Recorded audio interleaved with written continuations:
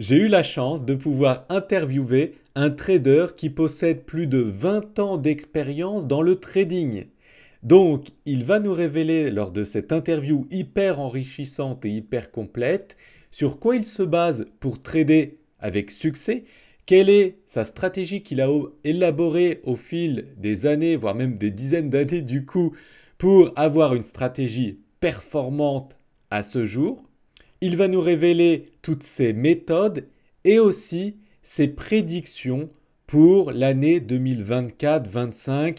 Où est-ce que le Bitcoin ira lors du prochain marché haussier d'ampleur qui arrivera sûrement en 2024-25? Et il m'a dit des targets, des objectifs de prix que j'aurais même pas imaginé pour ce prochain marché haussier qui arrivera logiquement dans les années à venir. Donc écoutez bien cette interview hyper complète et enrichissante jusqu'au bout. Mais avant ça, si vous souhaitez connaître mes stratégies d'investisseur qui me permettent d'investir de manière simple et automatique dans les 5 crypto-monnaies les plus solides et les plus prometteuses que j'affectionne tout particulièrement, eh bien j'ai une vidéo formation gratuite à vous offrir. Pour y accéder, c'est simple. Cliquez sur le bouton en haut à droite de cette vidéo, cliquez sur le lien qui se trouve sous cette vidéo, inscrivez-vous et je vous enverrai tout ceci par email gratuitement. Allez, c'est parti. Moi, je m'appelle Mathieu, je suis fondateur de la société Summit, Summit.io. C'est une des plus grandes sociétés en Europe dans l'investissement et dans le minage de crypto-monnaies. Mais avant de me lancer là-dedans, en fait, j'ai travaillé en tant que trader professionnel dans une société de bourse qui était basée en Irlande et j'ai passé 7 ans en fait sur le développement de stratégies de trading sur le marché d'échange pour notamment optimiser le passage des ordres de bourse et on tradait des milliards et des milliards par mois. Donc, c'était une expérience qui était assez enrichissante. Avant ça, j'ai investi aussi dans différents types d'entreprises. J'ai créé plusieurs sociétés que j'ai soit liquidées, soit revendues. Pas des grosses sociétés, hein, je peux en parler de petits business, mais ça m'a permis de me préparer pour la suite qui est aujourd'hui Summit. Et surtout, en fait, avec mes sociétés et avec le trading, j'ai gagné pas mal d'argent. On peut même dire que j'ai fait fortune avec le trading. Et ce qui m'a permis de me lancer dans le minage de crypto-monnaie derrière et surtout dans la crypto-monnaie. Parce qu'à la base, j'ai découvert la crypto-monnaie quand j'étais trader. Et le problème de ce truc-là, c'est que je comprenais absolument rien. Donc, j'étais piqué à vif par ce truc-là, mais comme je comprenais absolument rien et que j'estimais que voilà, pour faire du trading, il fallait un minimum connaître les fondamentaux, je ne me suis pas lancé plus que ça dedans. J'ai ouvert un compte, mais j'ai jamais mis d'argent. Et finalement, c'est en 2017 que je redécouvre Bitcoin, où je me dis, faut vraiment que je m'y intéresse, puisque la partie trading, je la maîtrise parfaitement. Je suis trader et le seul truc que je ne comprends pas, c'est pourquoi le Bitcoin est si intéressant. Et donc, on est 4 ans plus tard. Donc, 2013, je découvre, je laisse tomber. 2017, je redécouvre. Évidemment, à ce moment-là, il y avait beaucoup, beaucoup plus de vidéos sur Internet. Il y avait plein de contenu en français qui est malgré tout plus digeste, même si moi, je parle couramment anglais. Eh bien, à l'époque, enfin, même aujourd'hui, hein, je préfère regarder du contenu en français que du contenu en anglais. C'est toujours plus simple à comprendre et à digérer. Et, euh, et donc, je me dis, OK, allez, cette fois-ci, il faut que je me remette dans la crypto-monnaie et que je fasse quelque chose avec ça. Donc, je me renseigne et soit j'y vais à fond dedans, soit j'y vais pas du tout. Et je décide, eh bien, d'y aller à fond et de fermer tous mes autres business à côté ou de les revendre de manière à pouvoir me concentrer que sur la crypto et notamment sur le minage de crypto, puisque le minage de crypto, ça permet d'avoir des revenus passifs récurrents tout comme l'immobilier, parce qu'avec l'argent que je gagnais en trading ou dans mes business, d'ailleurs les deux, je le réinvestissais en immobilier pour avoir des effets cumulés avec des revenus passifs. Et donc je me posais la question, est-ce qu'il y a quelque chose comme ça qui existe avec les crypto-monnaies? Et c'est là que je découvre le minage de crypto-monnaies. Et à partir de là, et ça fait une transition aussi avec le côté trader. À partir de là, je change complètement mon approche du trading, qui était plus basée sur du euh, court terme, on va dire, court moyen terme, à ce que j'ai aujourd'hui, qui est plutôt du moyen long terme. Donc on reviendra, j'imagine, dessus. Mais en tout cas, voilà, ce qui me permet d'un côté de profiter des hausses au niveau comment dire, des opportunités qui se présentent en trading Et de l'autre côté, de me concentrer quasiment à plein temps, on va dire, hein, sur Summit. Je dis quasiment à plein temps parce qu'en fait, je suis à plein temps, on va dire, à 10 heures par jour et le reste du temps, quand je regarde le trading, c'est plutôt une heure toutes les 2 semaines maintenant, on va dire. Voilà. Et je gagne pas moins d'argent qu'avant, même plus. Donc ça aussi, c'est un paradigme qui est intéressant au niveau du trading. Donc encore une fois, je pense qu'on reviendra dessus. Donc Oui, je serai guidé par tes questions, tes interrogations oui. pour peut-être développer sur ce sujet-là. Bah justement, j'aimerais bien savoir ton évolution de méthode de trading. Au début, tu disais que c'était très court terme. Voilà, tu étais peut-être plus agressif et tout ça, et maintenant tu es devenu peut-être plus swing trader, etc. Est-ce que tu peux expliquer cette évolution? Oui, alors je pense que ça vient d'un effet de peut-être moutonnier ou de vendeur de formation ou de vendeur de livres, je ne sais pas, qui tend à faire penser que plus tu vas faire du trading, plus tu vas faire d'opérations, plus tu as statistiquement de chances de gagner de l'argent. Parce qu'on dit que dans le trading, en fait, tu as X% de chances de gagner de l'argent. Je dis n'importe quoi. Disons que tu es gagnant 20% du temps. 20% du temps et tu gagnes un gros montant d'argent. Ça veut dire que tu peux te tromper 4 fois, et la cinquième fois, tu gagnes plus que tout ce que tu as perdu. Donc ça, on va dire que c'est une statistique qui est à peu près acceptée par tout le monde, même si tu peux gagner 10% du temps, beaucoup plus que ce que tu perds les 9 autres fois. Enfin voilà, l'équilibre se fait en fonction des résultats de chacun. Maintenant, ce que je veux dire, c'est que en gros, plus tu vas multiplier le nombre d'opérations, plus il y aura d'opérations gagnantes, statistiquement. Voilà, c'est juste de la pure statistique. Euh, et donc, si tu fais 20 opérations par jour, statistiquement, tu vas gagner 20% du temps. Si on reprend mon histoire de 20-80, la loi de Pareto. Euh, et du coup, tu dis, si j'en fais 100 par jour, ce sera encore mieux. Et si j'en fais 1000 par jour, donc tu vois un peu le concept. Et je pense qu'en fait, c'est complètement biaisé. En fait, d'ailleurs, c'est complètement biaisé parce que tu vas peut-être gagner plus de fois d'un point de vue statistique, mais en termes d'argent que tu vas vraiment gagner, tu vas pas forcément avoir plus. De la même manière qu'en fait, tu vas potentiellement avoir un effet contre-productif. En tout cas, moi, je l'ai eu et je pense que tout le monde, de toute manière, l'a eu. C'est que tu as une fatigue mentale qui se met en route. Tu penses qu'à ça, tu penses au trading. Tu te lèves le matin, tu fais du trading, tu fais du trading, tu fais du trading. Donc, déjà, statistiquement, il y a assez peu de personnes qui gagnent de l'argent, mais parmi ceux qui gagnent de l'argent, l'idée, c'est d'essayer quand même de maximiser ton temps devant l'écran pour pas être toute la journée devant l'écran à faire du trading, à regarder si ça monte ou si ça baisse. Parce qu'encore une fois, tu as cette fatigue mentale qui se met en route et à la fin, tu n'es plus vraiment capable de prendre des bonnes décisions, même si tu as une stratégie qui est pointue et que tu arrives à suivre en temps normal. Donc ça a été une très grosse évolution de moins trader. Alors, je ne faisais pas du scalping, hein. Donc, le scalping, c'est quand tu achètes et tu revends en quelques secondes ou quelques minutes. Donc là, c'est vraiment l'extrême du trading. Mais je faisais pas mal de day trading. J'achetais, je vendais comme ça plusieurs fois dans la journée. Peut-être allez, 7, 8 fois, donc pas non plus 10 fois par heure. Mais voilà, ça m'arrivait de trader comme ça. Et puis, en fait, je remarquais que je n'avais pas vraiment plus de résultats. Ils n'étaient pas meilleurs en fait que quand je le faisais moins.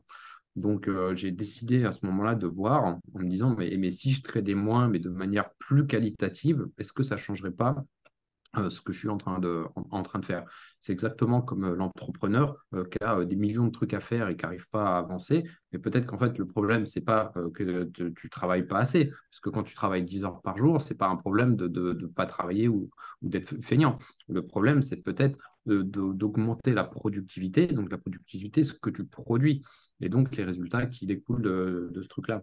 Donc, c'est exactement ce que j'ai voulu faire au niveau du trading. Et donc, j'ai augmenté ma productivité en étant davantage qualitatif sur le choix de mes stratégies d'entrée et de sortie pour obtenir les résultats que j'ai eus et qui m'ont permis vraiment de décoller. Parce qu'en étant beaucoup plus serein, eh bien, tu arrives à de bien meilleurs résultats. Et ça, c'est un aspect que tu as au sein de n'importe quel type d'entreprise. Donc, entreprise, j'entends entreprise, ce que tu entreprends, que ce soit du sport, de la musique ou ce que tu veux. C'est pas en multipliant le fait d'aller à la salle 10 fois par jour ou d'y passer 4 heures que tu vas être plus musclé que quelqu'un qui s'entraîne mieux, qui mange mieux, qui dort mieux et qui va y aller seulement 1 heure. Voilà, puisque derrière, il y a un effet contre-productif qui se met en place comme dans tout, voilà, si tu fais trop d'un certain truc, eh bien, à un moment, tu satures et tu n'y arrives plus. Et ce n'est pas une question de compétence, c'est une question de nature humaine. C'est comme ça. Il faut que le corps se repose, il faut que le cerveau se repose. Et ce n'est pas en travaillant plus, en faisant plus, que tout à coup, les choses se remettent bien en place. Voilà un petit peu pourquoi j'ai basculé sur ça. Et puis de toute manière, c'était obligatoire pour pouvoir derrière gérer mon entreprise. Je ne pouvais pas passer la journée à regarder les graphes, même si c'est 1 heure ou 2 heures par jour, admettons, euh, alors que j'ai une boîte à gérer à côté. Tu vois, c'était juste pas possible en fait. Mm. C'est comme l'immobilier, tu fais de l'immobilier. Si tu passes tes journées à contacter le plombier, le machin, ton ci, ton ça, ton comptable, le truc, c'est pas productif en fait. Donc, c'est le mindset que j'ai approché pour le trading et qui m'a bien servi finalement, en fin de compte. Mm. Ouais, je vois. Et du coup, ta méthode de trading actuelle, c'est plutôt tenir un trade plusieurs jours, plusieurs semaines, plusieurs mois, c'est à quelle échelle? Ouais, alors je vais tenir les trades plutôt plusieurs mois. Donc là, par exemple, je suis rentré sur le Bitcoin et sur le Ripple. Alors, tout le monde rigole du Ripple, que c'est une crypto qui est nulle, que machin, que ci, que ça. On s'en fout en fait. Moi, je m'en fiche. Je m'en fiche en fait de savoir si la crypto est bonne ou pas. Donc avant, je m'intéressais à ça et c'est ce que je voulais dire par rapport au Bitcoin. Je voulais m'intéresser aux fondamentaux du Bitcoin avant d'investir dedans. Mais en termes de trading pur, ça ne m'intéresse pas les fondamentaux du titre, en fait. Soit les gens achètent, et dans ce cas-là, le titre monte, ou alors les gens n'achètent pas, et dans ce cas-là, le titre ne monte pas, mais on voit tout sur le graphique, en fait. Sur le graphique, on arrive à voir des choses qui ne sont pas encore sur le marché. C'est ça qui fait d'ailleurs la beauté du trading, c'est qu'on n'essaye pas de deviner ce qui va se passer, on regarde ce qui se passe aujourd'hui en se disant que, voilà, statistiquement, il y a beaucoup de chances que quelque chose se reproduise comme ça s'est reproduit avant. Ce que je suis en train d'essayer de dire, c'est que euh, on doit trader sur ce qui se passe et pas sur ce qu'on pense qui va se produire. Voilà. Donc, s'il y a un truc qui se passe, tu le trades. Tu sais pas ce qui va se produire derrière. Ça va peut-être monter, ça va peut-être baisser, ça va peut-être stagner. Ça dépend évidemment de ce que tu trades aussi. Il y a des trades qui sont ouverts sur la base que tu espères que ça stagne, notamment sur les options. Tu veux pas que ça monte trop, tu veux pas que ça baisse trop, tu veux que le cours stagne pour gagner de l'argent. Alors que bon, très souvent, là, les personnes ne connaissent pas nécessairement ces approches-là, qui sont des approches dites de volatilité. Donc les gens vont plutôt se dire, OK, j'achète en espérant de revendre plus tard, voire pour les personnes un peu plus avancées, j'essaye de vendre à découvert, donc de shorter le marché pour essayer de profiter d'une baisse. Mais il y a aussi le fait de pouvoir profiter d'une stagnation. Bref, le truc, c'est que tu n'es pas là pour trader en essayant de se dire, tiens, je pense que ça va monter. Il se passe quelque chose, tu le trades. Si tu ne le trades pas, c'est que tu n'as pas pris en compte en fait l'information. Et donc, ta stratégie n'est pas bonne. C'est-à-dire que tu sais pas, tu ne sais jamais si ton trade va être gagnant ou perdant. Et c'est d'ailleurs un des gros problèmes du trading, c'est que pourquoi il y a autant de monde qui perd de l'argent dans le trading? C'est parce que le trading, ça a une approche absolument contre-intuitive.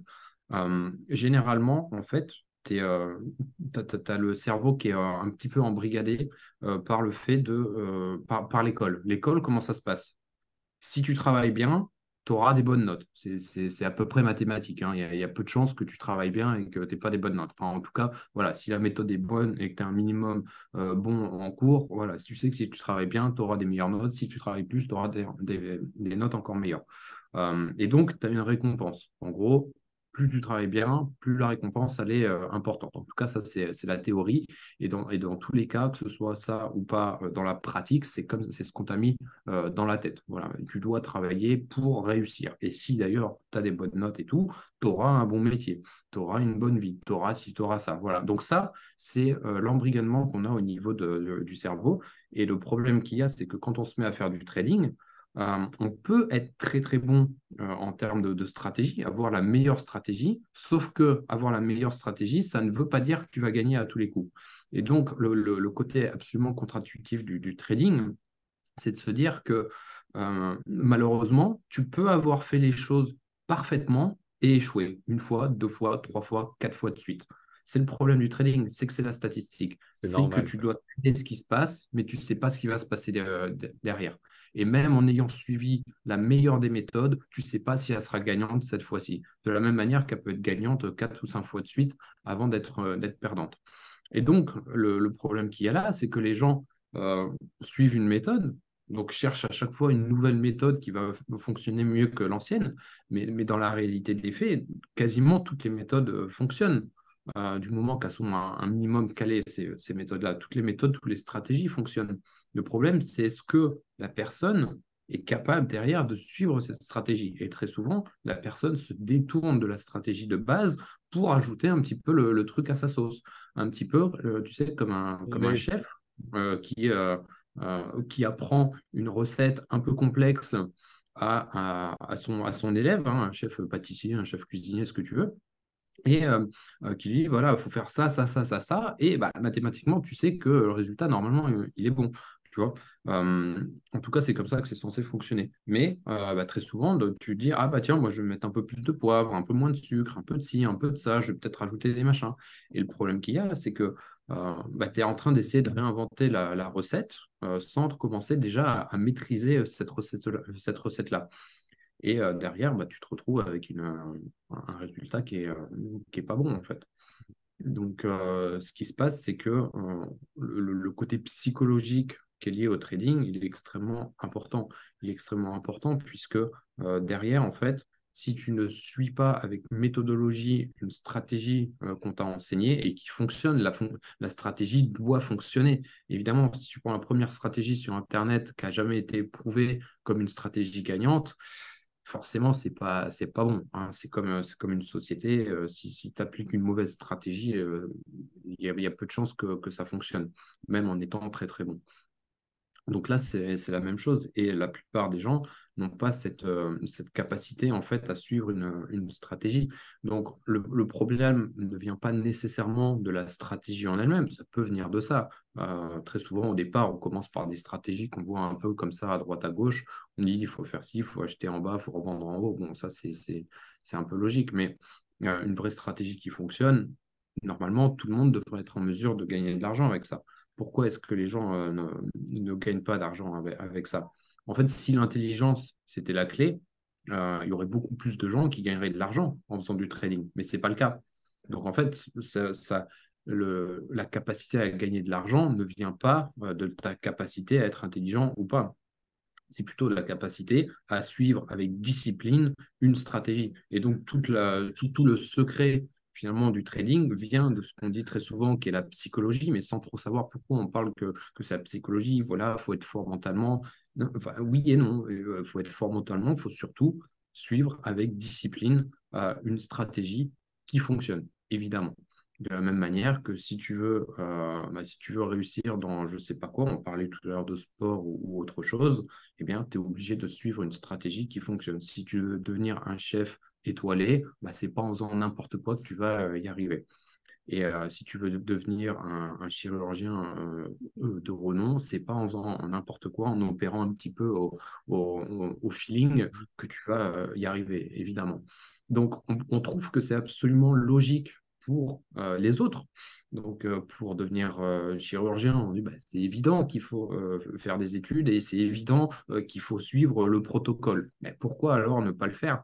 Parce que même un chirurgien, le meilleur des chirurgiens, a des taux d'échec. Il n'y a aucun chirurgien qui a opéré avec des opérations qui sont, on va dire, tendues, sans avoir un seul décès, malheureusement. Et pourtant, ça peut être le meilleur chirurgien qui a suivi le meilleur protocole, qui a été implémenté et optimisé pendant des années. Mais voilà, parfois, c'est comme ça. Voilà, peut-être que le gars, pendant l'opération, va faire une failure attaque du cerveau ou de je ne sais quoi, mais c'est pas nécessairement la faute du chirurgien, c'est pas nécessairement la faute du protocole. C'est que parfois, eh bien, ça arrive, c'est comme ça. Et donc, où le chirurgien se dira, bah, je sais que ça arrive, voilà, ça m'est arrivé, c'est pas de ma faute, je continue parce que de toute manière, j'ai fait ce qu'il fallait. Bah, le trader un petit peu débutant va se dire, ah, eh bien, je me suis trompé, j'ai dû faire une erreur, j'ai pas fait ce qu'il fallait, machin, alors qu'en fait, il a peut-être juste pas suivi la stratégie.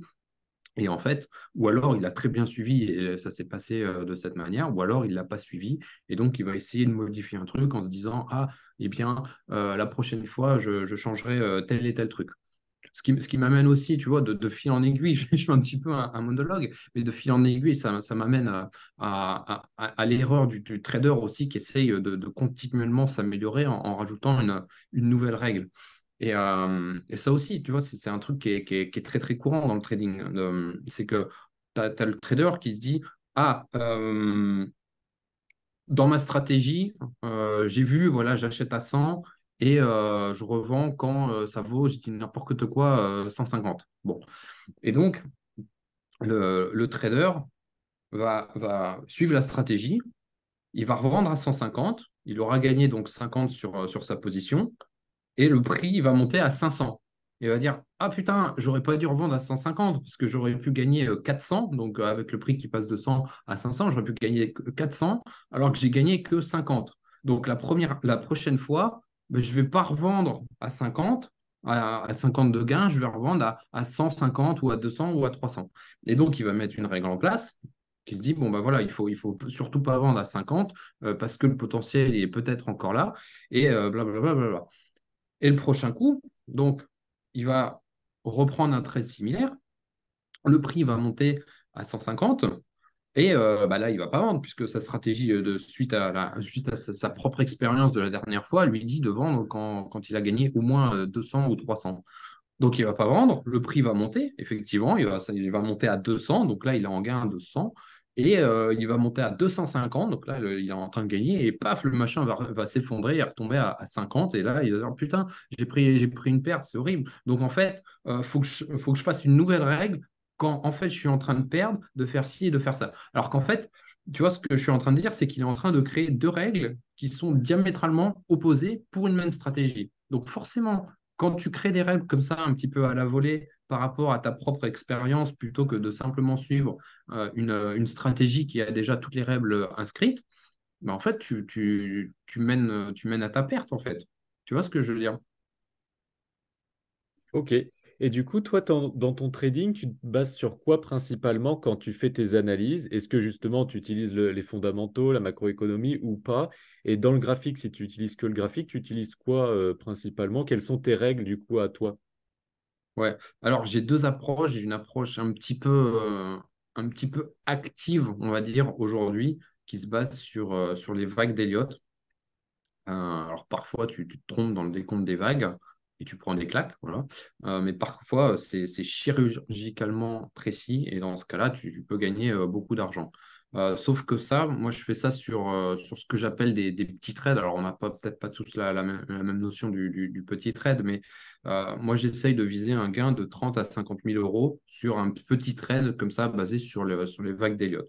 Voilà, pas plus, parce que d'un point de vue psychologique, moi, ça me suffit de me dire, OK, ça c'est bon, hop, j'ai pris ce montant au passage et je risque derrière à peu près 10 000. Voilà, entre 10 et 15 000. Donc, moi, je suis OK avec ce truc-là, en mode, on va dire, à peu près humain trader normal. Après, j'ai d'autres stratégies d'investissement qui sont beaucoup plus agressives en termes de montant. Mais là, je me base sur quelque chose qui est assez rare. Donc, j'observe des consolidations de marché. Donc, pour les personnes qui maîtrisent peut-être pas trop, une consolidation de marché, c'est globalement quand les prix arrêtent de bouger. C'est-à-dire que là, on l'a vu récemment avec le Bitcoin. Le Bitcoin, il est tombé, il est monté, il est tombé, il est monté. Et finalement, il a commencé à se stabiliser pendant plusieurs mois autour d'un niveau qui était compris vers les 30 000 euros au dollar, peu importe. c'est monté un petit peu plus, c'est retombé, c'est remonté, c'est revenu, et puis finalement, là, on est reparti, semble-t-il, à la hausse. Donc, on a eu cette consolidation avec un retracement une compression, pardon, de la volatilité. Et lorsqu'il y a une compression de la volatilité, c'est que tout simplement, ça veut dire que le marché, derrière, il est en attente. Bah, de quoi? On ne sait pas. Est-ce qu'on a envie de le savoir ou pas? Oui ou non? C'est un grand débat, ça. Il y a des fondamentalistes donc, qui vont analyser ce qui se passe concrètement sur une crypto, sur une action, qui vont dire que tu as besoin de savoir ce qui se passe pour investir ou pas. Moi, je trouve que ce n'est pas une bonne approche. C'est juste intéressant à savoir, mais ce n'est pas ce qui te fait acheter ou vendre globalement, puisque de toute manière, le marché, il a déjà décidé. Et le jour où tu rentres, tu as déjà perdu 10, 20, 30% parce que le prix il est déjà parti. Et tu es ah, bah ça a monté parce que ça. Bah oui, mais toi, tu n'es pas rentré parce que c'est trop tard. Tu attendais que la news tombe. Donc, sachant qu'il peut y avoir des fake news et en tant que trader, tu vas te faire avoir. Mais en tout cas, le truc, c'est que moi, je préfère regarder ce qui se passe sur le chart parce que sur le chart, tout est écrit. Voilà. C'est écrit quand les gens ils ont peur, c'est écrit quand les gens sont euphoriques, c'est écrit quand ils ne savent pas quoi faire. Et donc, typiquement, quand on a une consolidation, bah, les gens ne savent pas quoi faire. Il y en a qui se disent qu'il faut acheter, il y en a qui se disent qu'il faut vendre, il y en a qui se disent qu'il faut acheter, il faut vendre. Et finalement, bah, le prix s'équilibre autour d'un certain niveau qui est à peu près le prix admis et communément accepté par tout le monde à un moment donné. Et en fait, plus cette zone de compression des prix est longue, plus en fait tu te retrouves avec des gens qui se posent tous la question, mais est-ce que je dois acheter ou est-ce que je dois vendre? Par exemple, là, le Bitcoin, pendant plusieurs mois, est-ce que je dois acheter du Bitcoin ou est-ce que je dois vendre du Bitcoin? Et personne ne sait. Voilà, personne ne sait parce que personne peut évidemment prédire l'avenir. Je ne peux pas savoir ce qui va se passer. Donc les gens achètent, des gens vendent et le prix finalement bah, ne bouge pas. Et un jour, il y a un truc qui se passe, tu sais pas quoi. Alors tu peux savoir, hein, tu peux avoir la news qui tombe à peu près tout de suite, mais généralement elle arrive trop tard, la news. La news, elle arrive après que le marché soit déjà parti. Et tu vois qu'il y a Bitcoin qui a accepté je ne sais quoi, ou je ne sais quel fonds d'investissement qui a lancé ci, qui a lancé ça. Et le marché prend une direction parce que le marché estime ça, c'est une bonne nouvelle. C'est une nouvelle qui est suffisamment puissante et impactante pour peut-être changer les choses à l'avenir. À l'avenir. Et donc là, sur le Bitcoin, on a vu que le prix est remonté. Il est parti de cette zone de consolidation qui était autour de 30 000 pour remonter un peu, 35, 40, voilà, à peu près, pas 40, mais vers les 35 avant de restagner en ce moment au-dessus de la zone des 30 000. Et donc, les gens expliquent que c'est parce que si, parce que ça, parce que ça. Bon, super. Mais en tant que trader, moi, je m'en fous complètement de savoir pourquoi le prix du Bitcoin il est tombé. Je parle vraiment en tant que trader. Évidemment qu'en tant qu'investisseur, je trouve ça intéressant. Mais ça ne m'aide pas à prendre une décision en tant qu'investisseur de faire de ça du trading. Parce que très souvent, les gens sont aussi à contre-tendance. Ils vont dire oui, mais ça, c'est nul comme news, machin, et puis ils vont vendre ou ils vont acheter. Puis en fait, c'est exactement l'inverse qui se passe. Ils sont là, mais que se passe-t-il? Pourquoi ça baisse? Pourquoi ça baisse? Il n'y a aucune raison que ça baisse. Ben, oui, ça baisse juste parce que les gens vendent. Donc peu importe si les gens ont raison ou pas. Il vaut mieux avoir tort avec le marché que raison tout seul. Et donc, si tu as raison et que tu es tout seul et que le marché tombe, bah, malheureusement, tu n'es pas dans le bon sens. Et le marché sera plus longtemps solvable que toi qui as raison dans ton coin. Donc, en fait, tu vas te retrouver à perdre alors que finalement, si tu avais juste suivi une stratégie de trading qui te dit d'acheter ou de vendre ou de rien faire du tout d'ailleurs, tant qu'il n'y a pas un certain nombre de signaux, bah, finalement, bah, tu n'es pas dans le marché. Puis quand il faut être dans le marché, tu es dedans sans avoir besoin nécessairement de savoir pourquoi, si c'est une bonne raison ou pas d'être dedans. La raison, bah, c'est ce que je t'expliquais tout à l'heure, c'est qu'il y a un signal qui te dit qu'il faut trader. Tu trades le signal et tu verras plus tard si c'était une bonne raison ou pas. Parce qu'à chaque fois, tu ne peux pas en tant que trader, attendre d'avoir toutes les nouvelles du monde. Et puis après, tu peux avoir les fake news. Enfin, il y a trop de raisons. Donc, pour revenir à ma stratégie long terme, mais qui est beaucoup plus puissante en termes de montant que j'investis, eh bien, derrière, j'attends ce type d'événement qui se produit très rarement, puisqu'une consolidation de plusieurs mois, par définition, ça prend plusieurs mois. Et des consolidations, il n'y en a pas toutes les 5 minutes dans tous les cas. Donc, ça veut dire que ce sont des événements de liquidité ou de resserrement de la liquidité qui arrivent très très peu souvent, tous les 2, 3, 5 ans. Et à ce moment-là, il y a un signal qui nous dit ça peut être le bon moment pour acheter ou pour vendre ou pour rien faire. Donc là, en l'occurrence, pour acheter. Maintenant, le Bitcoin est monté. Est-ce qu'il va retomber? Bah, dans ce cas-là, ce sera un trade perdant et tant pis, dommage, mais c'est pas grave. Ou alors c'est un trade gagnant. Mais si c'est un trade gagnant, bah, le résultat va se compter en millions. Donc c'est ça aussi qui est intéressant.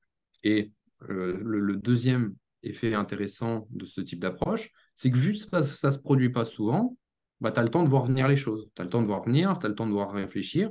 Et une fois que ça se produit, tu prends ta position et tu as le temps de voir aussi venir les choses. Puisque tu sais que le Bitcoin, s'il monte à 100 000, bah là, tu pourras dire, Matt, il a fait une bonne affaire. S'il retombe à 20 000, bah, il a pris une perte, l'idiot, mais ok, pas de problème. Mais s'il monte à 100 000, bah, la bonne nouvelle aussi, c'est que ça ne va pas monter à 100 000 demain. Ça va prendre 6 mois, 1 an, 2 ans. Tu vois, mais je ne suis pas pressé. Je suis pas pressé parce que je préfère avoir ce montant de cash qui tombera dans 1 an ou dans 2 ans plutôt que de me remettre à faire du trading à court terme. Parce que tu vois, par rapport à ce que je disais tout à l'heure avec mon truc pour essayer de gagner 30 000 à 50 000, c'est l'ordre d'idée que j'ai, l'objectif que j'ai sur des petits trades. Bah, compare ça à gagner 2 ou 3 millions sur un seul trade sur 1 an ou sur 2 ans, bah, il en faut quand même des coups de 30 000 ou de 50 000, tu vois. Donc, non seulement il en faut beaucoup, beaucoup, beaucoup, beaucoup plus. Je n'ai pas fait la division, mais je pense qu'elle est facile à faire. Tu vois, diviser 1 million ou 2 millions par 50 000, donc il te faut plein, plein, plein, plein de trades gagnants. Donc, tu vas me dire, mais pourquoi tu fais ça? Alors, pourquoi tu ne fais pas juste un trade de temps en temps si tu es si malin? Bah, parce que j'aime malgré tout le trading, j'aime en faire et je prends voilà, je m'amuse entre guillemets, mais parce que j'ai une stratégie qui fonctionne. Donc, je m'amuse à prendre des trades comme ça, et puis c'est toujours agréable. Donc, mais c'est un cheminement qui a pris plusieurs années. Moi, ça fait 20 et quelques années que je fais du trading. Donc, en fait, moi, j'ai tout connu dans le trading, en toute humilité, hein, attention. J'ai tout connu, c'est-à-dire que j'ai commencé quand personne parlait de trading. Moi, je voulais être trader, j'avais 17 ans. On me regardait avec des yeux comme ça il y a plus de 20 ans. Donc, il n'y avait pas Internet, pour ainsi dire. Il n'y avait rien du tout. Il n'y avait pas YouTube. Les trucs sur Internet, il n'y avait que dalle. Les bouquins, c'était que des bouquins en anglais qui étaient incompréhensibles par un gars comme moi qui sortait, enfin, qui sortait du lycée. Donc, avec mon niveau d'anglais du lycée, bah, t'imagines, hein, enfin, tu vois le niveau d'anglais des, des gens en France. Bah, imagine-toi, moi, j'étais le meilleur de la classe en anglais, mais j'étais une vraie buse. C'était une horreur. C'était une horreur. Quand j'ai déménagé en Irlande derrière pour devenir trader pro, moi, j'y suis allé en mode, c'est bon, j'étais le premier de la classe en anglais, je vais maîtriser le truc. En plus, au bac, je ne sais même plus combien j'ai eu, mais j'ai peut-être eu 15 ou 16. Donc, franchement, j'étais bien. J'étais franchement trop bien. Putain, j'arrive en Irlande. Waouh, les mecs, je comprends rien de ce qu'ils me disent. Je suis pas capable d'aligner deux mots. Quand je fais une phrase pour dire un truc, bah, je sais pas comment on dit, comment on formule, j'en sais rien quoi. Enfin, tous les trucs qu'on dit de manière générale. Toute petite formulation qu'on a, toute expression du langage qu'on a, je suis là, mais comment on dit ce truc? En fait, j'en sais rien. Donc forcément, lire des bouquins assez techniques en anglais pour apprendre comment faire du trading, c'était pas, voilà, c'était pas ouf. C'était pas ouf. Donc voilà, j'ai vraiment connu les débuts du trading en ligne. Donc j'ai pu voir apparaître les différentes plateformes, les courtiers qui te massacraient en termes de frais, parce que de toute façon, c'était ça où il n'y avait rien d'autre. Il y avait quoi aussi? Il y avait ouais, les plateformes d'action. Après, il y a les plateformes Forex, les premières plateformes CFD, avec les Contract for Difference. Donc, tu ne détiens pas vraiment l'action à l'actif, mais tu as voilà, en plus un contrat avec le courtier en face. J'ai pu voir l'arrivée de toutes les arnaques, tous les Ponzi, tous les machins qui arrivaient sur ça. C'est-à-dire, devenez trader en 5 minutes, gagner. Moi, je me rappelle à l'époque, c'était gagner 50 euros par jour. Putain, moi, 50 euros par jour, c'était la panacée. Parce que je bossais à Quick à l'époque. Quick, c'est ce que je gagnais dans la journée, sauf que j'étais pas le cul sur une chaise. Il fallait courir, les mecs ils me disaient ah, dépêche-toi, il nous faut des giants, des machins, des trucs, parce que j'étais au grill en plus, j'étais pas à la caisse. Donc, euh, donc les mecs ils me faisaient courir partout, allez le ketchup, le truc, putain, il est vide, allez. Donc forcément, avoir 50 euros par jour, à rester sur une chaise, à regarder des courbes et à faire des Mm. traits à droite à gauche de toutes les couleurs, dessiner des canaux, des machins, entourer des trucs. Trop bien, ajouter des indicateurs, c'était l'arbre de Noël, mon ordinateur. Mais voilà, puis j'ai découvert tous les indicateurs, je ne me rappelle même plus, tu vois, parce que je m'en sers plus du tout, à part le RSI, la MACD et d'autres. Mais il y avait quoi je crois qu'il y a le DI+, DI-, je crois. Il y en avait plein, plein, plein, plein, plein, déjà à l'époque. Et alors, évidemment, depuis, on en a sorti 1000 de plus. Mais dans tous les cas, alors je ne dis pas qu'il ne fonctionne pas. Euh, mais tu sais, tout à l'heure, je te disais, très souvent, il faut revenir aux bases, en fait, pour l'entrepreneuriat ou pour quoi que ce soit. Et la base, finalement, du trading, c'est de regarder le comportement des gens. Voilà, qu'est-ce qu'ils sont en train de faire? Qu'est-ce qu'ils sont en train de faire? Quel est le plus simple, finalement, en termes de stratégie, en termes d'approche, pour essayer d'avoir le gain maximum? Et selon moi, c'est cette approche où en fait, tu attends qu'il y ait une consolidation. Alors, c'est sûr que quand tu es habitué à faire 10 ou 20 opérations par jour, en faire une tous les 2 ans ou 3 ans, c'est pas une ou deux. C'est pas forcément, tu te sens un peu seul, toi. Mais c'est ça qui est le plus efficace. Et la base de la base, c'est de regarder la psychologie des humains via les courbes. Donc, l'histoire de Fibonacci là, avec les vagues d'Elliott, c'est exactement la même chose. C'est le comportement humain représenté sur un graphe et qui te permet de voir ce que les gens sont en train de faire. Et les gens se comportent tout le temps de la même manière. C'est pour ça aussi que le fondamental, je ne suis pas trop, trop, trop, trop fan, à part pour la culture personnelle, puisque peu importe si tu trades de la crypto, si tu trades des actions, si tu trades du pétrole, si tu trades du jus d'orange ou je ne sais quoi, ça change rien. Je parle de jus d'orange parce que l'un des premiers jobs que je faisais en tant que trader, c'était trader sur commodities et on tradait en l'occurrence du jus d'orange. C'est un contrat futur sur le jus d'orange. Il y a quelques contrats comme ça qui sont standardisés. Tu avais le lean hogs, c'est la poitrine de porc, hein. Pareil, tu peux trader de la poitrine de porc. Il y a plusieurs contrats. Il y a le café Arabica, il y a le pétrole que tout le monde connaît, tu as le Brent, je ne sais plus quoi. Enfin, voilà, il y avait je ne sais plus combien de contrats que tu pouvais traiter, du sucre également. Et tout ça, tu le traitais sur un marché organisé. Donc voilà un petit peu l'évolution que j'ai eue en tant que trader, mais il y a eu beaucoup de choses. Ouais. Il y a eu beaucoup, beaucoup de choses et j'ai pu voir vraiment tout ça. Après, on est passé au contrat futur. Voilà, les futurs, c'était le nouvel Eldorado, parce que ça permettait d'avoir un effet de levier qui était mieux que l'effet de levier que tu avais sur les CFD, alors qu'en fait, pour le trader lambda, c'est la même chose. Euh, Puis il y avait les trades après overnight, où en fait tu avais une espèce de cotation qui se faisait la nuit, alors que normalement les marchés financiers sont fermés la nuit, les marchés classiques, les marchés boursiers.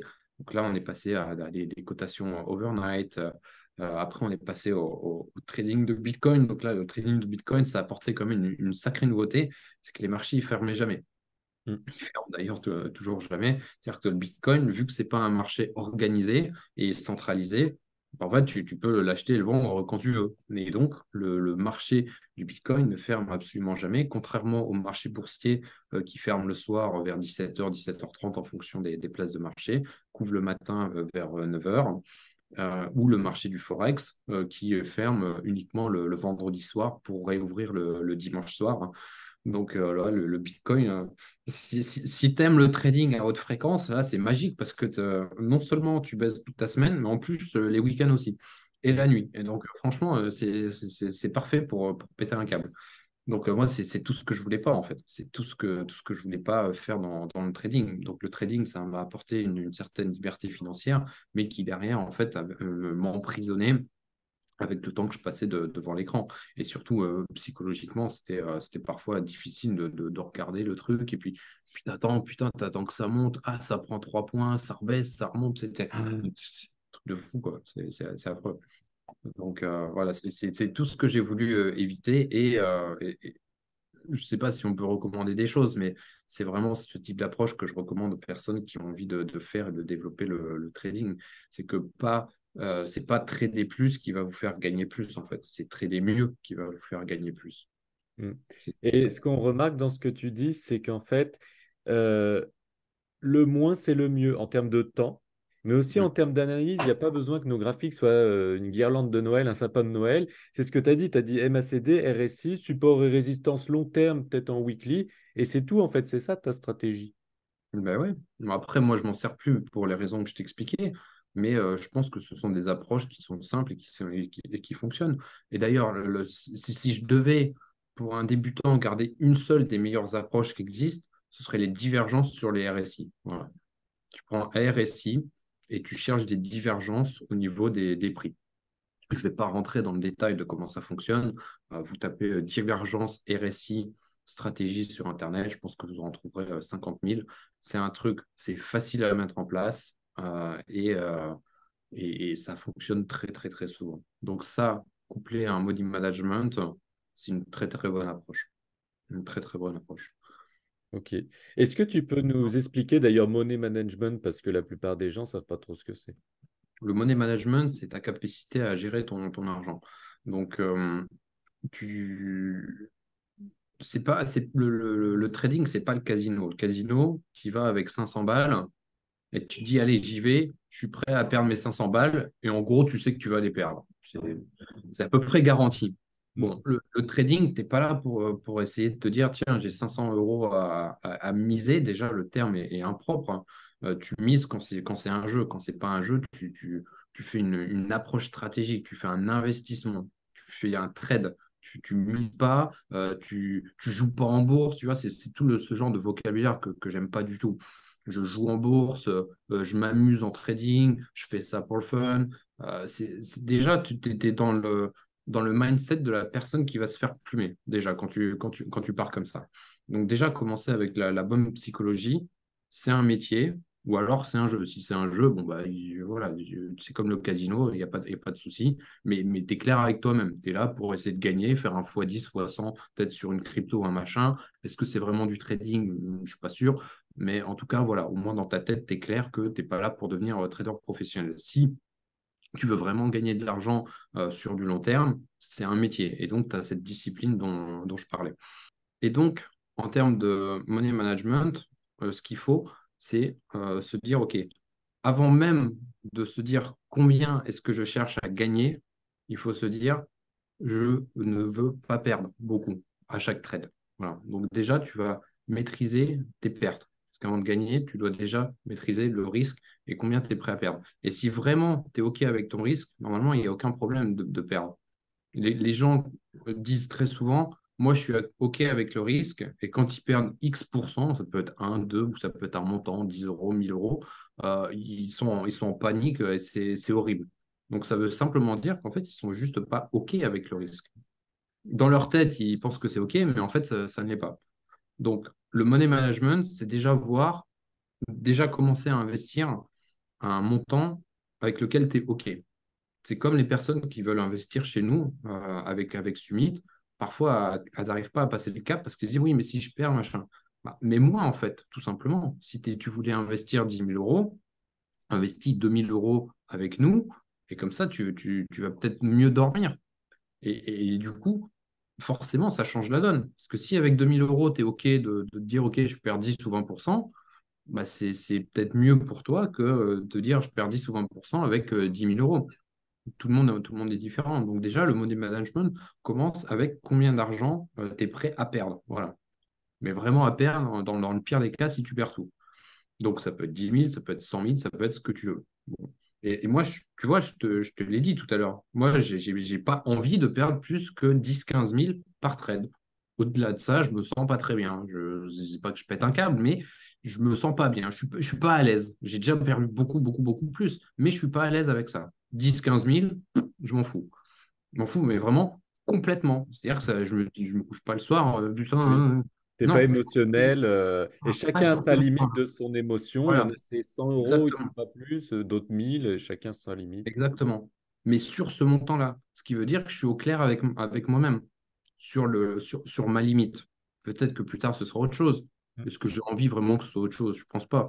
Mais peu importe. Donc, moi, c'est ça. Et donc, mon money management me dit, je ne veux pas perdre plus que ça par trade. Voilà. Donc, à partir de là, tu vas timer et pricer tes positions pour pouvoir acheter une certaine quantité ou vendre, enfin, faire un trade quel qu'il soit, pour que dans le pire des cas, tu ne perds pas plus que ça. Parce que sinon, bah, derrière, tu dors pas bien. Tu commences à te dire, mince, qu'est-ce que j'ai fait? Et en fait, le money management, c'est ça. C'est simplement ta capacité à gérer ton argent, notamment les pertes et les fonds que tu engages sur une position et sur un trade. Et du coup, quelles sont les forces mentales qu'un trader devrait avoir pour performer? Est-ce que c'est la patience? Est-ce que c'est le fait d'être discipliné? Est-ce que... Il y a sûrement plein de forces mentales, psychologiques, une personne qui a envie d'être trader du coup de métier, parce qu'on l'a vu que ça ne peut pas être juste un passe-temps, pour performer. Bah, il n'y en a qu'une, hein, c'est la discipline, puisque la discipline va tout regrouper. La discipline, ça regroupe la patience. Tu sais que si tu fais 150 kilos et que tu as envie de peser 80, bah, il y a juste la patience. La patience et la discipline. Si tu continues de mal manger, bah, oui, ça ne marchera pas. Et si tu te mets à très, très bien manger tout à coup, tu sais que le lendemain, tu ne feras pas 80 kilos. Donc, il te faudra un certain temps pour ça. Et le seul truc qui t'apportera un résultat, c'est de la discipline. La discipline, Sur le long alors, terme. parfois, tu peux faire des écarts. On est d'accord. Les gens ne sont pas parfaits, les traders ne sont pas parfaits. Moi, le premier. Maintenant, voilà, il y a faire un écart une fois, deux fois, trois fois, ou faire des écarts sur chaque position. Là, c'est différent. Tu vois. Donc la discipline, finalement, ça regroupe tout. Après, la patience, elle vient de cette capacité à avoir de la discipline. Tout à l'heure, on en parlait. Le problème, c'est pas l'intelligence. Tu peux ne pas être t'estimer spécialement intelligent. Si en fait, tu arrives derrière à suivre comme un robot une méthodologie qui fonctionne, il n'y a pas de raison que ça ne marche pas. Mm. Si ça Mais il faut marche pas, c'est avoir que quand la même une méthodologie n'est pas discipline. bonne. C'est une Mm. discipline incroyable parce que tu disais que parfois tu attends un an ou deux pour prendre un trade. Et ça, c'est compliqué parce que, par exemple, nous, on investit tôt dans les cryptos et moi, on m'a dit, bah, moi aussi, j'ai investi à ce niveau-là, mais moi, j'ai pas pu tenir, j'ai vendu avant et après, il a explosé, du coup. Donc, est-ce que c'est inné ou est-ce que ça se travaille, cette discipline? Là, ça se travaille au fur et à mesure du temps. Alors moi, c'était pas dit inné du tout, ça se travaille au fur et à mesure des pertes que tu prends ou des trains que tu vois passer en fait. Donc, tu dis mince, mais pourquoi j'ai pas suivi ma stratégie en fait? Alors que très souvent, tu sais, tu reprends ta stratégie, tu reprends les règles qui sont simples hein, finalement. J'achète quand il y a ça, je revends quand il y a ça, s'il y a ça, je fais rien. Euh, mais en fait, tu vois que très souvent, tu aurais profité du trade, tout simplement. Donc, à un moment, tu vois, c'est une fois, deux fois, trois fois, 10 fois, 100 fois. À un moment, il y a un switch qui se fait dans la tête où tu te dis, j'arrête les conneries. C'est l'expérience. Donc, on doit faire des erreurs avant pour que ça nous forme, en Oui, fait. non, il y a des gens qui vont plus vite là-dedans, tu vois. Il y a des gens qui commencent, ils ont déjà la discipline et ils se disent, OK, moi, j'ai bien compris qu'il fallait que je fasse ça et pas autrement. Et les gens se disciplinent là-dessus et font un certain nombre de tests de cette manière et se rendent compte que ça fonctionne. Et donc, ils changent pas derrière. C'est comme pour aller au sport. On reprend toujours cet exemple-là puisque c'est un bon exemple. Tu sais que si tu veux te muscler, il va falloir une discipline. Donc, tu peux aller pendant 10 ans, 20 ans à la salle de sport. Il y en a d'ailleurs, quand il va, ça fait 20 ans qu'ils sont allés et ils sont toujours aussi maigres. Tu vois? Tu te dis, mais il se passe un truc, tu vois. Alors que le mec, il va à la salle pour faire du sport et être musclé. Tu te dis, il y a un problème, il y a un truc qui ne va pas. Pourquoi lui, il y va autant et il ne se passe rien, alors qu'il y en a un autre, il a commencé il y a 6 mois, il a déjà des résultats. Bah, c'est de la discipline derrière. C'est pas que le mec, il n'est pas discipliné parce qu'il va pas à la salle. C'est juste que ce qu'il fait, c'est pas adapté aux résultats qu'il cherche à avoir. Si tu vas juste pour maintenir ton physique, machin, pas de souci. Mais la question que tu dois te poser à un moment, c'est pourquoi est-ce que tu fais quelque chose et tu n'as pas les résultats que tu veux, alors que quelqu'un d'autre assis à côté de toi, lui, fait quelque chose, visiblement que tu ne fais pas, mais lui, il a les résultats. Quelle est cette différence? Pourquoi tu as deux entrepreneurs, un qui est successful dans ce qu'il fait et l'autre qui ne l'est pas? Pourquoi tu as un mec qui arrive à faire de la musique très très bien et l'autre pas? Pourquoi? Et on peut mettre ça encore une fois sur tous les domaines. Donc, il faut, il faut pas non plus derrière aussi se mettre une pression, puisque finalement, le trading, c'est beaucoup plus facile d'être entrepreneur, puisque le trading, tu as une chose à faire, voilà, suivre la méthodologie, c'est tout. Donc, tu es juste en face de toi-même pour résister à faire ce que tu dis. Donc, finalement, c'est pas très, très compliqué. Tu peux prendre un sparring partner, par exemple. Tu lui dis d'ouvrir les trades Mhm. et en fait, il les ferme pas tant que la stratégie elle est pas adaptée. Donc, si c'est un truc que tu n'arrives pas à faire par toi-même, tu vois, il y a parfois dans des salles de trading, les analystes et les traders. Pourquoi les analystes, ils ne gagnent pas d'argent? Parce que justement, ils n'ont pas la discipline. Ils sont très très bons, ils vont analyser tous les cours dans tous les sens. Voilà, il faut acheter là, parce que moi je sais qu'il faut acheter là, machin. Tac, fais-moi confiance, vas-y, tac, le mec il achète, le truc ça monte, et putain, le mec trop fort. Sauf que l'analyste lui-même, il n'est pas en capacité de le faire, parce que ça demande une autre compétence, qui est la discipline que l'analyste n'arrive pas forcément à avoir. Tu vois. Donc Ok. peut-être d'avoir une autre personne qui passe les trades, un peu comme dans une salle de marché, ou alors toi tu passes le trade, mais quelqu'un d'autre le ferme, soit quand tu as gagné, soit quand tu as perdu, bah, ça peut être peut-être une alternative aussi pour les gens qui n'arrivent pas à avoir cette discipline, et avec évidemment l'objectif de l'acquérir. Je vois. Est-ce Mm. que tu utilises d'autres outils à part ton analyse technique, graphique? Est-ce que tu utilises d'autres outils, on-chain ou pas, ou voilà, des outils qui sont pas trop connus pour t'aider dans ton trading?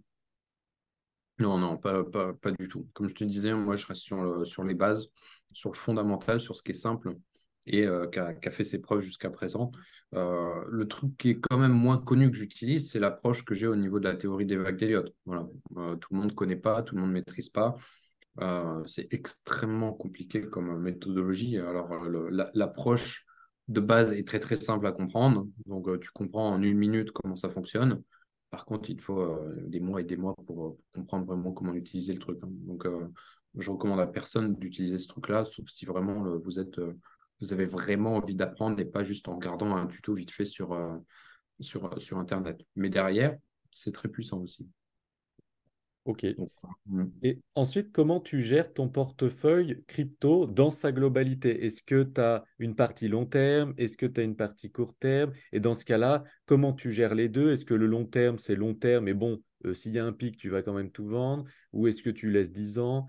Voilà, ensuite, quelle proportion entre les deux? 20, 80, 50, 50, etc. Et est-ce que tu es exposé à 100% aujourd'hui en crypto ou pas? Parce que voilà, tu veux en garder de côté. Ouais, alors là, je ne suis pas exposé à 100% parce que je veux essayer de trouver d'autres pépites qui vont faire comme ce que le Bitcoin a fait.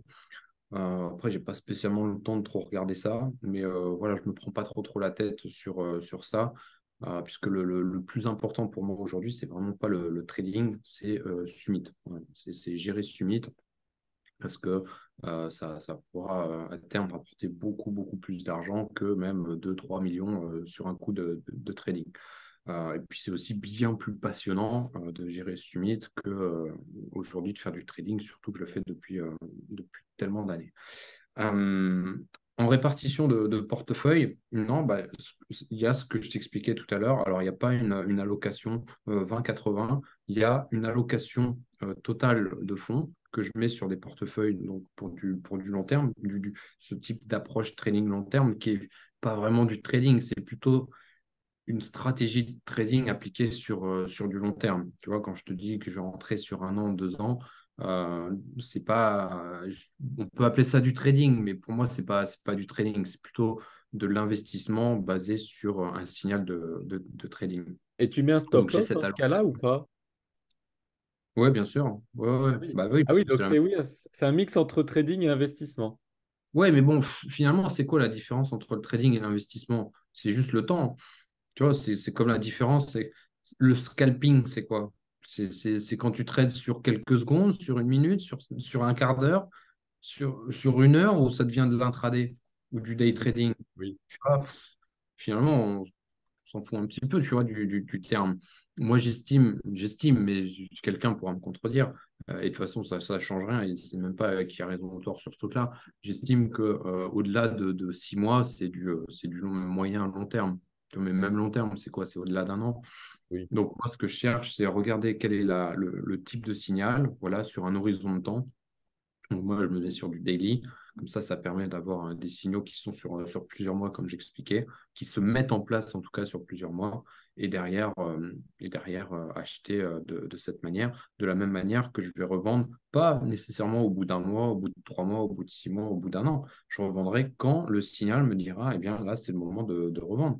Et parfois, tu revends et puis ça continue de monter et tu fais, bon, bah tant pis, ouais, mais c'est la vie. C'est la vie Donc du tu train. mets pas de stop, tu mets pas de take profit, ou Non, c'est vraiment non, quand tu vois le signal, toi, hop, tu vends en c'est ça, partie, par c'est palier. ça, c'est ça, c'est ça. Mais dans la stratégie, il y a des histoires de take profit malgré tout, en fonction de la vitesse du marché. Parce que si le marché et la vitesse, elle est relative évidemment à la timeline. Si tu es sur du daily ou si c'est du weekly ou si c'est sur 5 minutes, évidemment, la vitesse du marché n'est pas la même de manière, comment dire, relative. Donc, le take profit, il est relatif aussi à la timeline que tu utilises, au time frame plutôt. Donc, il y a des take profit que si, en fait, le marché traîne. Le marché traîne par rapport, encore une fois, au time frame que tu utilises. Sinon, bah, il y a pas nécessairement de take profit. Et aussi, il y a une histoire de stop, il y a toujours une histoire de stop, donc que tu remontes petit à petit aussi pour sécuriser tes profits. Parce qu'en fait, il y a rien de pire. Et moi, je l'ai vécu en plus sur plusieurs millions, donc je ne l'ai pas bien digéré, ce truc-là. Rien de pire où en fait, tu as une position gagnante de plusieurs millions qui se transforme en une perte. Franchement, et tu vois, cette position, c'est une position du dernier bull run. C'est évidemment pas une position d'il y a 20 ans quand j'avais pas spécialement beaucoup d'argent. Donc, même dans des cas comme ça, j'arrive à faire une erreur, tu vois. Donc là, par contre, je ne la referai jamais. Je la referai jamais parce que je l'ai bien senti, tu vois, j'ai vraiment intériorisé. Mais tout simplement parce que j'ai pas suivi la stratégie à ce moment-là. C'est pas que la stratégie était pas bonne. La stratégie, elle m'aurait fait sortir avec un très gros bilan positif sur cette opération. Et tu vas me dire, mais alors pourquoi tu as perdu alors? Parce qu'en fait, j'ai combiné cette stratégie. Donc, c'était sur une, comment je l'appelle? Putain, je répète le mot depuis tout à l'heure, je n'ai plus le mot. Une latéralisation, c'est pas le mot que je cherche, mais en tout cas, c'est la même chose. Solidation. Consolidation, voilà. On peut parler aussi de latéralisation, puisque les cours évoluent de manière latérale. Où je suis rentré, donc, comme j'expliquais, et j'ai timé la sortie avec la théorie des vagues d'Elliott. Donc, j'ai combiné les deux. Sauf que je me suis planté sur la théorie des vagues d'Elliott. Mhm. Donc, le retracement, bref, a été plus important que prévu. Et je me suis retrouvé en perte. Alors que si j'avais utilisé que l'un ou que l'autre, bah, ça ne serait pas arrivé. Donc, voilà, j'ai voulu faire le chef, tu vois, qui invente un nouveau truc, qui met du sel ou du poivre, alors qu'en fait, il ne dit de pas en mettre. Et puis finalement, bah, le résultat n'était pas terrible. Mhm. Donc, tu vois, même à ce niveau-là, en fait, j'ai des leçons à prendre. Enfin, des leçons à prendre, en tout cas des leçons à tirer de ma propre psychologie. Mhm. Maintenant, le truc, c'est que j'ai compris ce qui se passe. Donc, forcément, je ne referai pas ça. Et je sais comment refaire. Mais ça fait toujours chier, tu vois, quand tu te dis au revoir à plusieurs millions comme ça, là, connement, parce qu'il n'y a pas d'autre mot, bah, ça fait un peu chier, quoi. Mhm. Et si on parle un peu de la situation actuelle, le Bitcoin est sorti, comme tu disais, de sa consolidation. Il est monté Ouais. à 37 et là, il est à 35. Ton analyse en ce moment dirait quoi pour l'évolution du cours du Bitcoin? Moi, je trouve que c'est très bien, puisqu'en fait, très souvent, dans la moitié des cas, quand on a une consolidation comme ça, on a le prix qui part dans un sens et qui fait un pullback derrière. Hmm. Donc, tant qu'on reste au-dessus de 28-30 000, il n'y a pas vraiment, vraiment lieu de s'inquiéter. Si on retourne en dessous de 27-28, ouais, il va falloir commencer à réfléchir. Moi, je commence à me dire, bon, on va peut-être voilà, commencer à réduire la position parce que le scénario ne sera pas favorable. Mais tant qu'on est au-dessus de 30, pas de problème. D'ailleurs, c'est le moment pour ceux qui ont raté le train, peut-être de rentrer avant que ce soit trop tard. Pourquoi je dis ça? Parce que c'est exactement le concept même de l'analyse technique. C'est pourquoi le prix repart derrière, pourquoi le prix retombe, pourquoi le prix part. Voilà, un petit truc psychologique pour comprendre, parce qu'il y a tout le temps des gens qui, oui, non, l'analyse technique, c'est complètement con, ça sert à rien, c'est des traits dans tous les sens. Oui, mais c'est des traits dans tous les sens qui sont la représentation graphique d'une psychologie des foules. Donc là, la psychologie des foules, je ne vais pas revenir dessus, c'est ce que j'expliquais tout à l'heure avec les gens qui ne savent pas s'il faut acheter ou vendre.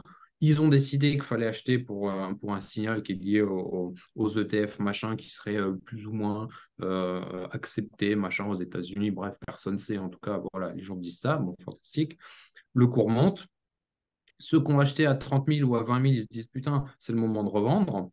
Ou ceux qui ont acheté à 30 d'ailleurs. Donc, c'est le moment de revendre. Donc, si les gens revendent, bah, qu'est-ce qui se passe? Le prix baisse. Donc, ce n'est pas tout le temps le cas, mais en tout cas, là, c'est quand même le cas une fois sur deux, hein, comme je disais, statistiquement. Donc, le cours rebaisse. On revient sur le niveau d'où il était avant qu'il commence à partir. Et là, il y a tous ceux qui ont raté le train qui se disent, oh putain, là, ça, c'est une opportunité. J'ai bien fait de ne pas acheter quand c'était remonté à 37. Là, ça vaut 30. C'est le moment d'entrer et de réinvestir. Et donc, ils refont partir le cours à la hausse. Mais après, ça peut s'effondrer, évidemment, si derrière, il n'y a peut-être pas de fondamental ou autre.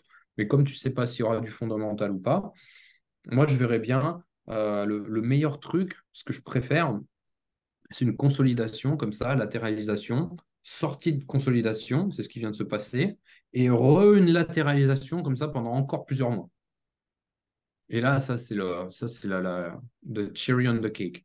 Parce Hmm. que justement, les gens, ils sont partis, ils se mettent en tête, oh putain, il y a peut-être le prix qui va partir, il y a peut-être un bull run qui va se mettre en tête, donc pas en tête, en place.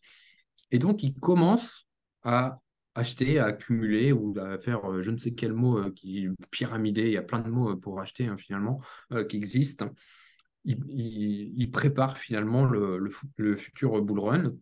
Et donc, il y a un premier événement qui se produit quand le prix commence le démarrage. Donc là, bah, finalement, c'est une espèce de rumeur d'ETF, machin, qu'il aurait été validé ou que BlackRock ou que je sais pas qui aurait déposé je ne sais quoi. Ok, super. Et finalement, après, tu peux avoir une autre consolidation, donc ce qui est peut-être ce qui est en train de se mettre en place. Et là, la nouvelle finale, le truc voilà, qui enfonce le clou, où là, tu as vraiment la grosse nouvelle, et là, paf, le prix repart. Donc, ce qui serait génial, là, c'est d'avoir globalement les prix qui font le ping-pong pendant peut-être 3, 4, 5, 6 mois de plus, entre 30 et 37, 38 ans. Allez, on va dire entre 30 et 40. Et là, c'est royal. Et en fait, si tu dis, bah, tiens, comme ça, pendant 4 5 6 mois de plus, ça tombe à quand? Ça tombe au mois de mars-avril, quand, tiens, précisément, on attend la validation de ce fameux ETF, qui va peut-être Et le arriver en halving.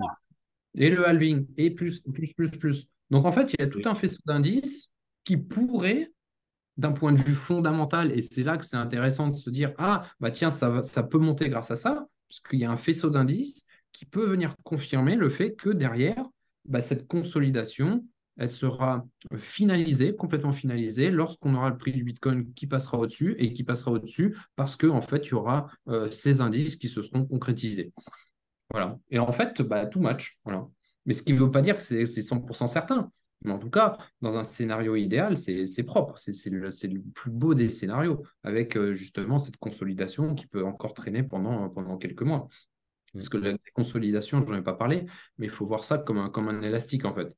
Donc tu tires, tu tires, tu tires, tu tires, tu tires, tu tires, tu tires, et plus tu tires fort au moment où tu lâches, bah, le truc, ça pète, mais ça pète fort parce que les gens, ils se posaient la question, ils voient que ça part, et là, on met direct en mode FOMO. Même si les mecs, ils se sont fait ramasser au, au bear market précédent, ils reviennent en force, ils ont trouvé des liquidités, et putain, ils FOMO tout de suite. FOMO, c'est le fear of missing out pour les gens qui ne maîtrisent pas. Donc, c'est la peur de rater, hein, et notamment de rater le train, et notamment sur la crypto, bah, la peur que le prix du Bitcoin monte sans nous.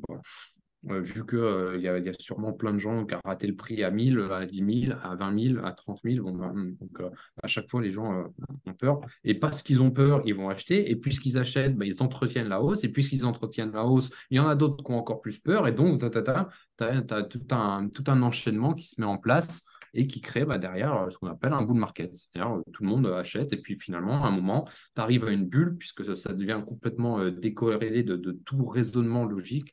C'est absolument irrationnel. Et tu te retrouves avec le fameux éclatement de la bulle. Et puis là, tout le monde se fait justement éclater.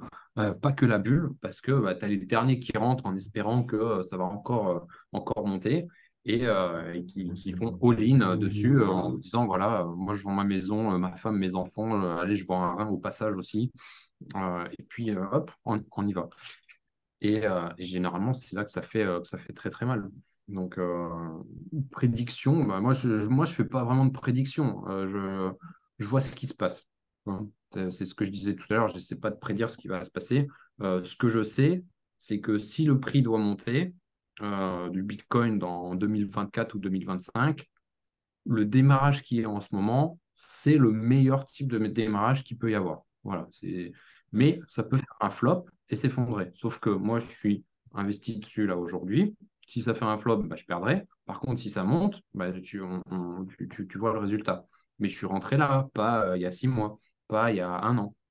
Ah oui, Tu vois. tu es entré pile là à la cassure de la consolidation. C'est ça. Voilà, avec un stop loss, tu l'as mis où par exemple le stop loss? En dessous des 28 000. En Oui, dessous c'est ce des que tu 28 disais 000, il tout y à en a un l'heure. premier. Ouais, il y en a un premier qui est à 27 000. Puis il y en a un autre qui est autour de 22. 22, c'est mauvais signe, tu vois. Hmm, Je parle en dollars, hein, pas en euros, mais ça ne change oui. pas grand-chose.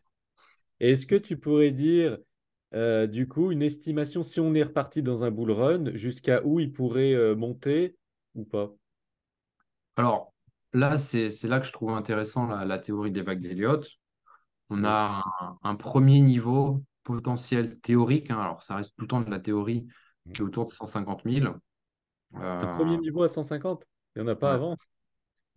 Un premier niveau de fin de vague. Donc, je ne vais Ah, pas de fin rentrer de dans vague. le détail, mais ouais, de fin de vague, c'est-à-dire il monte avant de retomber. Hmm, J'ai pas d'accord. regardé les sous-niveaux. Mais il y en a un autre aussi à 500, autour de 400, je ne sais plus combien, 475 ou 500. Enfin bref, c'est pas au centime près, hein, mais Pour ce bull run-là? ouais, parce qu'on Hmm, peut avoir des extensions de vagues qui emmènent les prix très, très, très, très, très, très haut. En fait, tu sais pas ce qui peut se passer. Et c'est pour ça aussi que je suis investi sur le Ripple, parce que tout le monde dit que le Ripple, c'est de la merde, machin. Mais moi, je m'en fous, en fait. Je m'en fous de ce qu'ils disent les gens. Est-ce que le Ripple, il a du potentiel? La réponse, c'est oui. Est-ce hmm. qu'il peut valoir 10 dollars? Bien sûr qu'il peut valoir 10 dollars. Maintenant, est-ce que c'est rationnel qu'il vaille 10 dollars? La réponse, c'est évidemment non. Mais est-ce qu'il peut les valoir? Oui, il valait déjà 3 à un moment. Est-ce qu'il peut faire x3 à peu près par rapport à son ATH? Évidemment qu'il peut faire x3. On s'en fout que ce soit rationnel ou pas rationnel. Le Doge, il est monté à combien le Doge? C'est rationnel, un Doge avec une valo de 80 milliards? N'importe quoi. Évidemment que c'est pas rationnel. Est-ce qu'on en a quelque chose à faire, que ce soit rationnel ou pas? Non. Est-ce qu'il y a de l'argent à prendre sur ça? Voilà. Donc peut-être que le Ripple, il va faire un flop, mais bon, c'est un trade aussi. Mais pareil, si tu vois le Ripple un jour, même à 5, tu penseras à moi. Tu diras, ah, putain, ouais, ouais. Mais voilà, parce que c'est du trading, parce que je m'en fous de savoir ce que c'est qu'il y a derrière. Évidemment que je suis intéressé par ce que fait Ripple. Évidemment que je suis intéressé par le Litecoin, par le Bitcoin, par ce que fait Tesla, parce que si, parce que ça. Tesla, c'est combien? 4 000 dollars, je crois que le prix de l'action il était monté. C'était pas un truc comme ça. N'importe quoi. C'est surcoté, ça c'est sûr. Je crois que c'était un truc comme ça. Je me souviens de ce chiffre-là. Enfin, je ne sais pas pourquoi je me souviendrai pas de ce truc-là si c'est pas ça, mais n'importe quoi. Juste n'importe quoi. Hmm, Est-ce que c'est rationnel? Non. Est-ce que ça y est monté? Oui. Si tu étais investi dessus, fantastique. Et c'est aussi simple que ça. hmm. Encore une fois, tu es là pour faire quoi? Pour avoir raison ou pour gagner de l'argent? Si t'es trader, c'est pas pour avoir raison. Encore une fois, le marché, c'est lui qui a raison. Il vaut mieux avoir raison avec le marché que tort tout seul. Hmm. Mm. Et sur ces belles paroles, est-ce que tu peux parler un peu du coup de ta société, tes services que tu proposes, et on mettra un lien en dessous avec un code promo Fructify dont vous pouvez bénéficier en rejoignant ces services et produits. Yes, eh bien, Summit, nous, on a voilà, c'est un service d'investissement. Je vais y arriver parce qu'il faut que je switch du trading à l'entrepreneur. Donc, on a plusieurs services d'investissement. Moi, j'ai lancé Summit en 2019 en faisant du minage de crypto-monnaies parce que je voulais avoir des revenus passifs. Et en fait, c'est un service qui a beaucoup fonctionné à ce moment-là, qui continue de fonctionner, mais qui est vraiment sujet au bull market et bear market. Et il a très très bien fonctionné parce qu'en fait, on arrivait avec une approche novatrice qui est le minage mutualisé. Parce que jusqu'à présent, en 2019, tu pouvais faire du minage, on va dire, de deux manières. Soit tu achètes ta machine et tu essayes de l'opérer à droite à gauche en espérant bah, que tout se passe bien, ce qui n'arrive jamais, puisque elle tombe en panne. Finalement, si elle est installée en Russie ou au Canada ou en Islande et qu'elle tombe en panne, bah, c'est quand même compliqué de la faire réparer. Même si tu passes par une société, ils vont l'envoyer chez pas où, tu l'auras dans 8 mois, ça sera plus rentable d'ici là. Bref, c'est pas terrible. Ou alors, tu faisais du cloud mining. Et le cloud mining, c'est une espèce de gestion mutualisée, mais en fait, on va te louer de la puissance de calcul, sauf qu'on va te la louer 4 fois, 5 fois, 6 fois, 8 fois le prix que tu pourrais l'avoir si tu t'achetais toi-même de l'équipement de minage. C'est comme si tu faisais de la sous-location avec un appartement, sauf qu'en fait, le prix de l'appart, normalement, en location normale, il est de 1000 euros. Si toi, tu l'achètes, et que tu le mets en location. Sauf que là, on va te le sous-louer à 5 000 € par mois. Donc forcément, tu pars avec un sacré handicap. Et le cloud mining, tu as un contrat qui dure 1 mois, 2 mois, 3 mois, 6 mois. Tu peux généralement choisir. Et au bout du contrat, eh ben, voilà, tu n'as plus rien. Donc tu as perdu ton investissement de base et tu as récupéré ce que tu as pu récupérer pendant ça. Sauf que si tu payes 6 fois le prix de la puissance de calcul, forcément, c'est compliqué de faire de l'argent, sauf si tu es en plein bull run et que en faisant à peu près n'importe quoi, tu gagnes de l'argent. Donc nous, on est arrivé avec une solution de minage mutualisé qui était la première fois, qui était unique au monde, qu'il est, je crois, à peu près toujours d'ailleurs, hein, même si on ne regarde pas ce que font les uns les autres. Et on a fait des rendements vraiment exceptionnels. Et là, on attend le nouveau bull run pour refaire des rendements exceptionnels. On était de l'ordre de 10, 11, 12, 13% net par mois. Donc, franchement, on était plutôt pas mal avec les clients. Ensuite, on a décidé, nous, de fermer ce service pendant un certain temps parce qu'on était en plein bull run, en haut d'ailleurs du marché. Et moi, j'estimais que le prix avait de fortes chances de retomber parce que tu ne peux pas rester comme ça sur une bulle spéculative pendant des mois ou des années.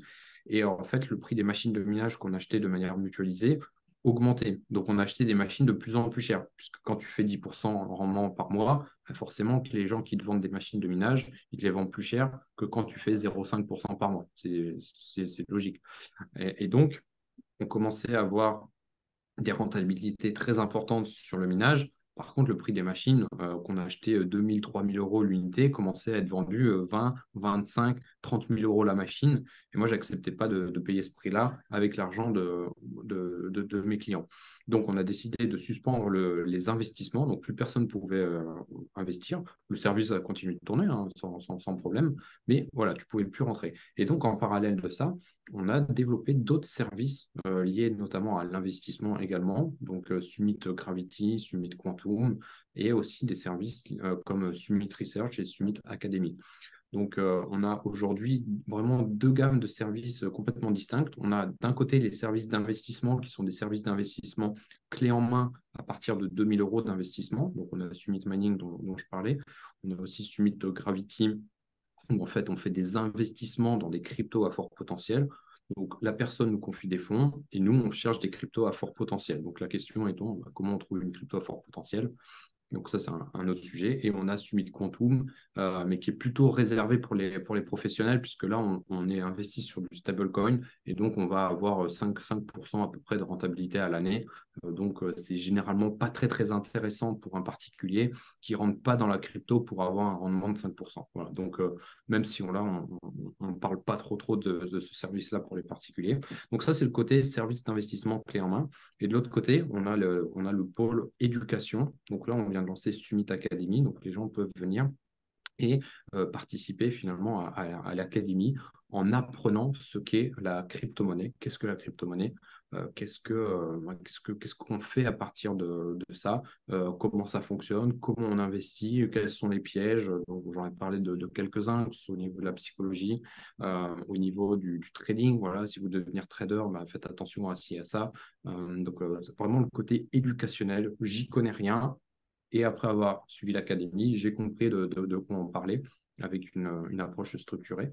Summit Academy. Et de l'autre côté, Summit Research. Summit Research, c'est de la recherche de pépites à fort potentiel. Tu vas me dire, ah, ça tombe bien, c'est ce qu'on cherchait avec Summit Gravity. Gravity, on cherche des pépites à fort potentiel pour investir l'argent des clients dedans. Eh bien, en fait, on a une équipe d'analystes, une dizaine d'analystes qui cherchent en permanence des projets crypto pour savoir dans lesquels investir. Et on a toute une liste de critères, on a plus de 60, pour nous dire que ça ou ça, c'est une crypto qui a l'air intéressante avec un fort potentiel et on investit dedans ou pas avec Summit Gravity. Et vu qu'en fait, on a ces analyses qui sont faites par nos analystes, eh bien, on les a packagées dans une offre qui s'appelle Summit Research, où en fait, les investisseurs qui ne veulent pas confier leur argent à Summit, mais qui ont quand même une question qui est, mais j'achète quoi moi dans la crypto parce que j'entends parler de tout et de rien. Est-ce que cette crypto elle est intéressante? Est-ce que c'est la machin? J'ai entendu parler de ça. Je ne sais pas trop quoi faire. Je ne sais pas comment équilibrer mon portefeuille. Eh bien, on a cette solution Summit Research qui présente plus de 500 projets qu'on a analysés avec une note et aussi une nouvelle fonctionnalité qui a été lancée là il y a quelques jours de portefeuille type en fonction de ton profil d'investisseur prudent, modéré ou dynamique. Et à partir de là, parmi les cryptos qu'on a analysés et qu'on estime les plus pertinentes pour un investisseur qui veut gérer soi-même son portefeuille, eh bien, on a ce service qui est prêt et qui est disponible là, depuis quelques jours là, sur Abonné. Voilà un petit peu l'écosystème Summit. Alors, on a plein d'autres choses, hein, mais c'est plus pour les professionnels. Donc, pareil, je préfère pas en parler pour pas non plus tout mixer. Oui. Voilà, pas mal de choses et tout ça en 5 ans, presque 5 ans. Donc, c'est toujours, toujours un petit peu compliqué de tout gérer, mais Oui. voilà, c'est davantage passionnant, tu vois, que juste le trading. Le trading, moi, j'ai un peu fait le tour. Voilà, maintenant, c'est plus pour m'amuser, mais je sais que s'il y a vraiment un truc qui est vraiment stimulant intellectuellement, c'est vraiment de développer une boîte comme Summit. Et en plus de ça, on est en train de faire une ICO. J'avais oublié. On est en train de faire une ICO, donc c'est une levée de fonds en crypto qui va nous permettre de développer tout cet écosystème. Parce que tout ce qu'on a fait jusqu'à présent, ça a été bootstrappé, donc avec l'argent que j'ai généré voilà, au cours de ma vie, de ma carrière. Et donc là, maintenant, c'est le moment finalement d'accélérer les choses en développant tout un écosystème avec davantage de fonds pour trouver des spécialistes de chacun des domaines que je citais pour pouvoir aller bien, toucher le plus de personnes au monde. Voilà un petit peu l'idée. Un Voilà, voilà. vaste écosystème. Donc, Ouais, du coup, je vous invite à cliquer en dessous pour comme ça, vous allez voir l'écosystème. Et puis, si jamais vous avez un code promo Fructify qui vous permet d'avoir des avantages, je ne sais plus exactement quel avantage, mais logiquement, il y aura des avantages. yes, il y a tout le Donc, en temps, tout ouais, tout le temps un truc. Et s'il y a un problème, vous ne l'avez pas, vous nous envoyez un petit email et bien sûr, on rectifie tout ça. Mais normalement, tout fonctionne. bah, merci en tout cas, Matt, pour ton Ben, temps je t'en prie. et à très bientôt. Salut! Yes. Ciao, Jonathan. Bye.